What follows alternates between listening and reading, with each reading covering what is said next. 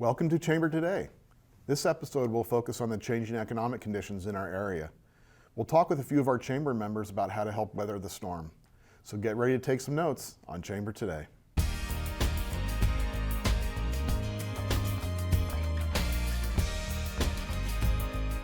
Hi, I'm Aaron Stern, a local business owner and a member of the Spanish Fork Area Chamber of Commerce. Saying that we're in an economic change is not news to the country or to us here in Spanish Fork. We already know the struggles our neighbors may be suffering, but this could also be true in our own businesses. We want to start the conversation about dealing with economic downturns, how to plan and get through them. We put together a panel to shed some light on the issue. With me, I have Jesse Carden, the past chair of the Chamber's Board of Directors. Hey Jesse, thanks for being with us. Hey, thanks, Cool. Aaron. Thanks for having me. Yeah, and additionally we have... Devin. Okay, great. With Guerrilla Advisors. Okay, And Jason with Biz Merchant Service. awesome. Thank you guys for being here with us Yeah. today. So we're going to have a conversation about finances and different things here and the financial changes that we're dealing with. We don't want to talk about the politics behind it. We don't want to talk about necessarily the reasons. What we're here to talk about is how is this affecting our business community, specific businesses, but also like how we can help our neighbors, help our businesses, or even help our own businesses to walk these ebb and flows of the economic turns that we're dealing with. So first off, we'll start with Jason. Jason, tell us a little bit about yourself. What brought you to the Spanish Fork area, like from a business standpoint? Well, let's see here. I just love the area. Grew up here, so I naturally wanted to stay here. But my wife and I, we've owned businesses here for going on almost 24 years. Awesome. And I got into what I'm doing now because I got tired of getting ripped off. I Yeah. wanted savings, and I was getting sick and tired of the rat race that it was running us through. Perfect. So worked my way into that, and here we are. Thanks, Jason. Devin, how about yourself? Yeah, so we actually opened just over 2 years ago, but my partner and I started in Guerrilla Advisors. We ended up really wanting to make this change because people tend to get lost in their finances. And so we love the fact we get to help people invest for their future, handle these ebbs and flows, because it happens to all of us. Yeah. We deal with change every day. Yeah. Awesome. Well, thank you. Thank you for being here. And yeah, let's dive into some conversation. Yeah. here. So, we had COVID for a few years, and that was crazy for businesses. I know for us it was rough. And just as everyone starts coming out of COVID, now we've got these economic issues Yes. that are surrounding us. As a business, what are some of the things that you guys see with the companies you work with? Like, what are some of the struggles you're seeing them currently going through? A lot of them are dealing with labor issues. Yeah. Is one that's been very big. Yeah. It used to be they would call and say I can't show up. Now Yep. they just don't show up. Oh, yeah. period. Right? Absolutely. And then also supply chain, right? Yeah. That's all the way down to just getting the manufacturing done to getting things to where they need to be through shipping aspects. Yeah. So it's a big issue that they're facing, and it is creating a factor in terms of what they can sell, what services they can provide, and so they have to look at what are some other things we can do to fill the gap, right? And sometimes that's where we come in, and others come into the situation, and we look at what's going on. But oftentimes they have to get creative. Okay. All of us are going to have to get creative in this Yeah. in this environment, right? There's going to be plenty of successes made with this situation still. Economic downturn, whatever you want to call it. Yeah. The question is are you going to take the time to determine what you need to do to make the changes necessary? So, I think that's a really key point. yeah. Yeah. The time. I think a lot of us get so worried and caught up in some of the day-to-day routines. You really do need to separate yourself a little bit. Whether you're the owner or someone, a decision maker in that business, you have to give that time to invest in what's next. Right. How do we make that change? Because we are facing lots of them. And so what I hear you guys saying is, how do we get through this, right? Like, how are we going to get Yeah. through this time? Because these ebb and flows happen in whatever time. If some of us were in business in, when the Great Recession, or what they called the Great Recession, happened in early 2000s, and things have changed since then, and things were really good. But what are some things that you see or have been seeing work to get through these ebb and flows as you've done business? And yeah. Okay. Yeah, I can. Obviously, some of the things I'm going to mention are going to be specific to what obviously my knowledge is in my industry, right? So, One thing that we're seeing a lot of is due to the fact that there's a labor factor in play. A lot of companies are going to, like you see at Walmart. When you go to Walmart, who checks your food out? We do. Yeah. Right? Kiosks are becoming a big factor, and you're going to probably see that become a norm in a lot of different, at least retail type settings, definitely restaurant settings and so forth as well, to help minimize some of that labor issue.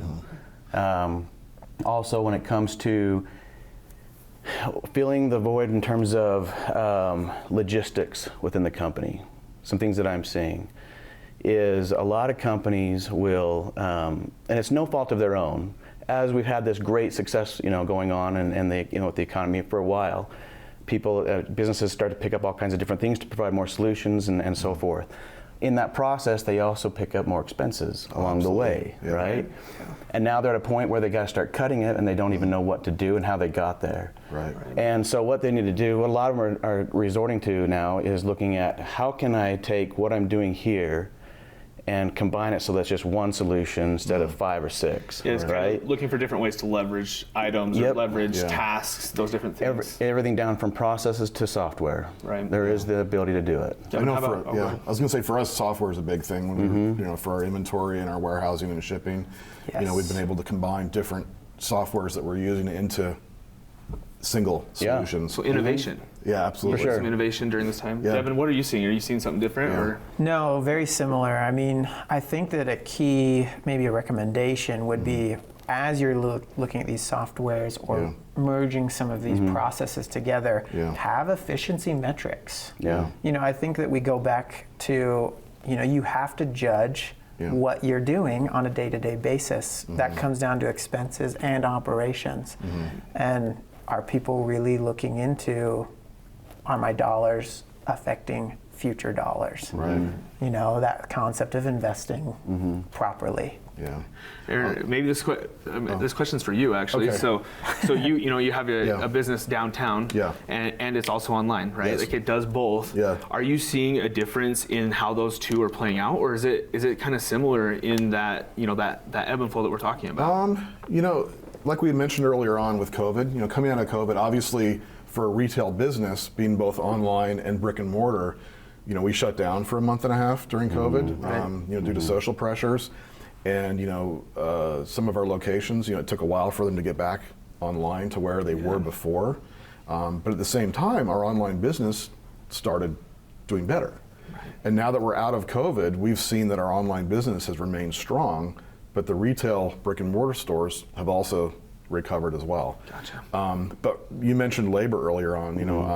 While we're also consolidating software solutions, we're also trying to consolidate labor. So, one thing, especially when you're in a labor-intensive processes in your warehouses, you always want to look at your processes. You want to sit down. Every time somebody touches something, that costs you money. What are those steps that we can eliminate? What are the things that we can do better and more efficiently? Because we'll put an ad out for people, and we literally have people ghost us on interviews. We have people we extend offers to, and if they're nice enough to say no, that's great. Sometimes they don't even respond. And so it's very difficult. So one thing I'm hearing kind of collectively is like key performance indicators. Like we need to have some idea of what we're trying to improve and how we're doing that. And that can be from efficiencies, that can be from a financial standpoint, that can be from a labor. There's a lot of different things that all go into this economic term that we can put it in, that we all have to be kind of resourceful in this time, or even the good and the bad, right? Sure. But the bad seems to push us to that. Yeah, and right now, with the way the economy seems to be going, and at least the ripples that you're hearing that are happening with staffing and labor right now, is that we might not be in such a labor crunch in a year from now, Right. That we are right now. A key thing too that I've been noticing the last few years is, while times were really great, a lot of businesses were using money in all kinds of different directions to try and say, let's see if this works, let's see if that works, right? As money's tightening up, I would say personally, from personal experience, I'd say utilize things that you can quantify. Yes. Right? Stick to processes and marketing concepts that are going to actually have you can actually quantify that this resulted in X. And as a result, we're going to stick with this one. We're going to scrap this one because I have no idea what it's doing, right? So get some ROI, right? Like, what's my return on my investment? We're not just throwing spaghetti at the wall and hoping something sticks. Exactly. Absolutely. We're taking the time to really invest that. That's a great point. Yeah. So each of you own your own businesses. You know, I'm speaking to 3 business owners here at the table. What are you doing? And Devin, I'm going to start with you here. What are you doing to save money or to, like, in your business to work through these economic times? Yeah, I think that sometimes, people lose sight that there's some value in what we would call losses. When things turn down, you can use those losses, especially from a tax standpoint. None of us really like tax. Right. To help mitigate some expenses that you have to pay on a tax structure. So we as a business, we are fortunate enough we don't have to have a brick and mortar. So that's a huge thing that has helped us. We're strictly, we go to the client's home or we're online and virtual for them. And people seem to have adapted and they like that. They're okay with that. So that's a big expense. The other expense that we're really cutting down is our tax burden. Because we're okay with having some losses, we're using that to then leverage the next opportunity when maybe the economic turns back up and we can't use those losses as effectively. And so I know it's a weird way to think of it. Most people don't love seeing losses, but I think we all should recognize that losses have value. But if you're going to have a loss, make it in your advantage, right? Yes, yeah. For sure. And maybe continuing that question, Jason, what are you guys doing to mitigate some of that? So it's interesting, from the COVID pandemic, one of my other businesses, we actually had shut down and so forth. And it actually stranded into a situation where even now we're not back up to where we were prior to the pandemic. And so I've gone through this right here, this dialogue over and over again prior to this even. And so some of the things that we looked at is I implemented some of the stuff that I also offer, merchant services. We completely changed the way that some of these other my businesses are processing. We also looked at software. That was a big thing, right? I had one software that was doing this for social media, one software that was doing that for funnels, and one software that was doing all kinds of different avenues, right? Instead, I got rid of all of those and have one now. And a series of other things that are minor. Insurance, we looked at insurance, right? Getting new quotes and different things, a whole slew of stuff, and one by itself may not look like much, but you put 5 or 6, 10 things together and all of a sudden it's 20 grand a year or more. And that's what we ran into. And so through that process, we got to where it was about $22,000 a year in savings, which was a big difference, right? And it can be the difference of making it and some of these when times are tight and not making it. And so really you're going to have to look at not just 1 or 2 things. You have to look at your essentials of what your business expenses are, but also what are your wants and needs, and then also your processes. You got to break them down differently because they have different needs, but all of them are going to have somewhere there's going to be something you can do. Yeah. I was going to say, tightening the belt, so to speak. A couple things that we always do is we go through our P&L. Oh, for sure. Make sure that thing's up to date. Look at it. Look for any anomalies or any increases. Also, if you want to add expenses, it's good to know what your bottom line margin is, because let's say your margin's 10%.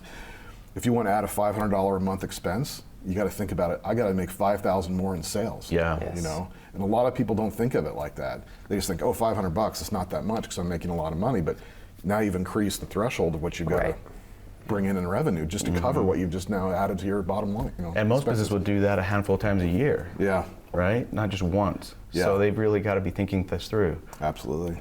Yeah. I think one of the things that you said, tightening the belt. Like a lot of times when we're in these turns, we keep using that term, that rate. Gotta stay positive. Gotta stay positive. As we're in those turns, a lot of times it's, hey, what do I have to cut? Right. Right. I think sometimes we miss out on, like, what do I need to add? Right. Right. Like sometimes that adding that is going to change that benefit into something bigger, right?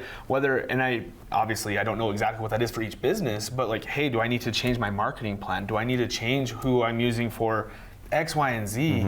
But sometimes it's also just investing in myself as a business owner that, hey, I need some coaching, or I need to do some learning, some classes, something to help me get through this time. Sure. Because there's something to learn through this, and that's where the businesses that are successful, they try to find these turns and use them to their benefit to grow. When that turn happens back up, we're ready for it, right? Using projections. Yeah. That's kind of what we make sure people are realizing. Your budget today is meaning that you are spending something or saving something for the future. And so making sure you're investing in yourself, just like you mentioned, you know, making sure that there's opportunities. Right. And you know, and maybe this is the chamber past chair coming out in me, so forgive me. But you know, that's where I feel like these type of different networking groups or those different types of things, they can help us, because we go to them and we can learn, and we can, you know, learn from other businesses what they've succeeded at and maybe what they failed at, and this can really be a good opportunity for people. You know, we mentioned a budget there for a second. Like as we talk about budgets, what should businesses make sure that they're including in those budgets? What does that include? Well, there's a couple things. First off, I'd say when some people, I've noticed part of what I do when I go in, and we also look at leakage, right? What's going on and so forth, and what are some of their expenses. And I find more often than I wish that businesses don't have a budget, for starters. They literally don't have there's a lot of owners that just don't even have a budget. They've got to have a budget, and it has to be, in my opinion at least, it needs to either be a quarterly and also an annually budget, right? You've got to have them both. You got expenses that are not going to happen every single month, but they're going to happen, you know, once a quarter, biannually, once a year, whatever kind of thing. And so you have to be able to factor those in the long-term scale. And so you need to determine, what's my total year looking like? What was last year? What did I add this year, or what do I want to add this year? Right, to compensate and work from there, and they've got to stick to it is the key too. You can pad that for future things and added wants and so forth, but it has to be there, or don't do it. Look at other ways to increase revenue. Right. Devin, anything to add to that? Yeah, you know, I think that it's kind of the same on the personal side of things. You know, all of us as business owners run our business, but we also run those personal aspects of our life that include the finances. And so we always say, you know, like, make sure you take care of what we call the lumpies. Oh, yeah. The things that you just only pay for once a year. And people often forget to include that in their planning. So take care of the lumpies, right? I know it's kind of a funny term, but they happen, and we need to make sure it's included. I mean, I always, you know, when you're doing your budget, especially if you've been in business for a while, you can always sit down and, you know, use the framework of your, you know, prior P&L even. You know, and set it out and look at it and try and, you know, mold it into what you want it to be for next year if it's in line with your revenue goals. But also one thing we found too is when you're scaling, even if it's more than what you expected, I mean, your variable costs will go up. Some of your fixed costs might go up. So, I mean, a lot of people think, oh, I'm growing, this is great, but it comes with a lot of challenges too. You know? I hear a lot of times, because one of my companies is business to business, right? And so every now and then I hear what the owners say, man, I didn't expect this expense this month, I've got to hold off for about a month or whatever, right? That's fine if that's the case, I totally understand. However, most of the time that wasn't an unexpected. That happens every year the same month, right? It was just a failure of planning, really, is oftentimes what it comes down to. And as business owners, if we want to see our business succeed, we've got to be staying on top of that. And it's not difficult. You know, sitting down with someone like this could seriously walk you through that in a quick process even, as well. It's what we help most of our clients with. Yeah, that's right. And I think learning from the past, planning for the future, right? Like, I think a lot of times we are so reactionary to what's happening today that we're not taking that time to plan for the future. We're not taking that time to learn from what got us to this point. But if we're using the tools or the things that are available to us, a P&L, a budget, a historical data, but then also looking at what is the projections, you know, that's something that Devin talked about there for a second. But if we're using those things, all of a sudden we're then starting to plan for what is going to come. With contingencies, with some planning, we're able to set ourselves in a really good spot. I think oftentimes that's where we fail as business owners, is that we're not looking to the future or planning for the future. We kind of just let whatever punch is coming at us, we get hit by it, and then we Right. roll with it. Can I throw something out there that I would suggest that really helps business owners realize that they can make some changes or need to make some changes with that? Yeah. It's simple. I'm a part of the chamber, right? I'm also a part of other mastermind groups or business groups and so forth. I love them because when I'm in them, I realize this guy's got his act together. He's doing things right. What is he doing that I'm not doing, right? And I start to ask the questions. I network. I find out, okay, he's doing X, Y, and Z processes or whatever that I'm not doing. I need to implement aspects of that into my own business. This is awesome. And by doing that, it's a constant improvement method, right? And you're constantly seeing, you surround yourself with that, you're going to build and you're going to succeed. Yeah. Yeah. 100%. We're gonna say something there. Yeah, I was going to say, we had a reoccurring theme that kind of came up. You called them the lumpies. The lumpies. As a business owner, you have unexpected expenses, or maybe they're not unexpected. You just choose to ignore them, or for whatever reason they happen. Yes. From a cash flow standpoint, it's always great to try and stay as level as you can. And I just wanted to interject a couple of things that I've done recently to help flow that. No, let's hear it. Is that you mentioned we have all these different softwares we're using. We have all these different vendors. Well, they're probably feeling pain right now as well. And when you have contracts that are expiring, go back to your vendors and negotiate a lower rate. I had that For sure. recently where our contract was up and they wanted to raise it. And I just said, look, it's just the value add's not there for me. We're just not going to do it anymore. We actually got a better deal than we were already paying. So don't be scared to ask. The worst someone can do is say no. Yeah. One thing we've done for years, since the beginning actually, is we pay weekly. That way our payroll is very level and very flat from week to week. Not only does it help from a cash flow standpoint, but it's also a great benefit for employees because they get paid every Friday. So there's lots of things that you can take that'll benefit both the employer and the employee. Yeah, And I think like that. Not being afraid to have some of those tough conversations, right? Whether that's with ourselves Yeah. because we stink at budgeting, Right. whether Yeah. that is because we haven't learned from things, or whether that's with Yeah. those that we work with, right? Yeah. Hey, having those that open dialogue conversation is going to Right. make it so that we can find out what they're dealing with and have those conversations, but also learn, right? Yeah. Because the ultimate goal, especially from the chamber standpoint, is to help business in our communities to succeed. Right. Every business wants another business to succeed. So let's work Absolutely. together through this. Yeah. Because we don't know what's going to come. We don't know what the next 12 months is going to be like, but we can help each other through it Sure. by asking questions. I've noticed, go ahead. Now, I was going to say, again, don't be afraid to ask. The worst someone can do is say no. I've even had some of our suppliers come to us and say, hey, you're buying X amount. What if we doubled that, but we carried a note on that? We'll finance it for you until it sells through, rather than you paying for it up front. So a lot of people up and down the supply chain are in the same position. Yeah. And so they're looking ways to keep the momentum going. Yeah, that's a great point. I always come from a standpoint of everything is negotiable. Yes. Everything is. Yeah. At the end of the day, if they're going to put their foot down, they're not going to negotiate. Well, we still live in a free country. I'm going to go to option A, B, C or D, whatever that is, right? Yeah. So always, if you as a business owner too can have that ability to ask, like you're mentioning, but also recognize that if this is not in the best interest, what else can I do? Or let's negotiate this, because in my opinion, everything is negotiable. Perfect. Yeah, so it makes sense, and maybe that's the wrong terminology, but it would make sense to really just look internal, because we don't know, again, what's going to happen. It could be like we could have a turn and all of a sudden we have the greatest year ever in 2023. I listen hope to so. other people that'd be and great. they don't say the same thing, Yeah. but I think that it's important that we're planning for whatever it may be. And I think, you said, when you're talking to a vendor or whatever, you have plan A, B, and C, D, E, F, whatever. We have 26 letters for a reason. Making sure that we're using those plans and we're really utilizing what that could be. Yeah. And Jesse, someone is going to make a fortune or do very well Yes. during this change. Right. Why not be Hopefully it's- whoever's Yeah. tuning in? That's right. That's right. We want our businesses, we want Yeah. the Spanish Fork area to succeed in all that Prosper. they're doing. Yeah. And that's one thing you mentioned when you're networking with these business groups, whether it be the chamber or otherwise, the fact that we're all in the same community, we have a lot of the same challenges. Yeah. And so it's really good to get a very local perspective, especially for a smaller business. Yeah. It's something that's very helpful. Awesome. Yeah.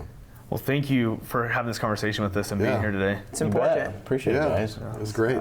Thanks to all of you for being a part of this conversation. We've heard a lot of great ways to prepare and work our way through the tight economic issues. We appreciate your time. Stay with us for more on Chamber Today.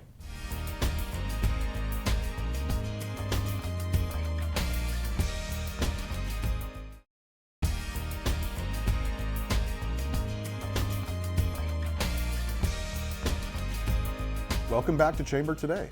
Let's take a few minutes and look at some of the highlights of Chamber events over the last month. Congratulations, Hampton Inn, October Business of the Month. So this hotel opened in February of 2020, so you recognize that as being COVID time. February 2020 was when a hotel opened. Yes, it wasn't Wow. the first time over to open a hotel. We didn't know that. Lindsay and I had both been at the Hampton Inn Provo and was a little bit auspicious or a little nervous about this hotel being built in Spanish Fork. Fortunately, we were able to come out here and be the managers. Lindsay is the general manager. I came in June as the director of sales. So we have 102 rooms and very well situated in the area of Spanish Fork to work with a new hospital and all the retail, like Hobby Lobby, Texas Roadhouse, In-N-Out Burger, and a few others. But so it's been a really good opportunity for us to be here. Okay, so Lindsay, tell us about the relationship with the city and what a benefit it's been to the hotel to have the relationship you've had with our Chamber of Commerce as well as the City of Spanish Fork. Yeah, so the city actually has been a huge support. We were so excited. I was raised here, so when this hotel walls were going up, I was begging my owner, move me over, let's get me over there. Because this is my hometown, so I was super excited to be here and get involved with all of our local events that we have and that I've grown up with. So we were excited when we got to host the rodeo. They come and stay with us, which is awesome. And then as well as being involved with the chamber. So we get to help with the Easter egg hunt, and we got our Main Street trick or treat coming up. So that's always fun for us. And so, yeah, we've just loved being here and growing with our community. Welcome, Popeye's Louisiana Kitchen, newest member of the Chamber of Commerce. You're in Spanish Fork. You said you're growing in Utah. Why did you guys choose Spanish Fork? Was it like a specific reason, or was there hey, this just made sense? Well, it's because it's a growing community, particularly where we're at, and a lot of new, of course, competitors are coming in. But we thought this would be a great place, by the canyon also, because we sell a lot of chicken. We also cater and things like that. So I think it was a very good, smart business decision to get here. As we conclude this episode of Chamber Today, we want to thank the leadership of the Chamber of Commerce, Spanish Fork City and Spanish Fork 17 for their support. We look forward to being with you again with a new edition of Chamber Today. Thanks for watching and supporting our local businesses. Remember to shop local.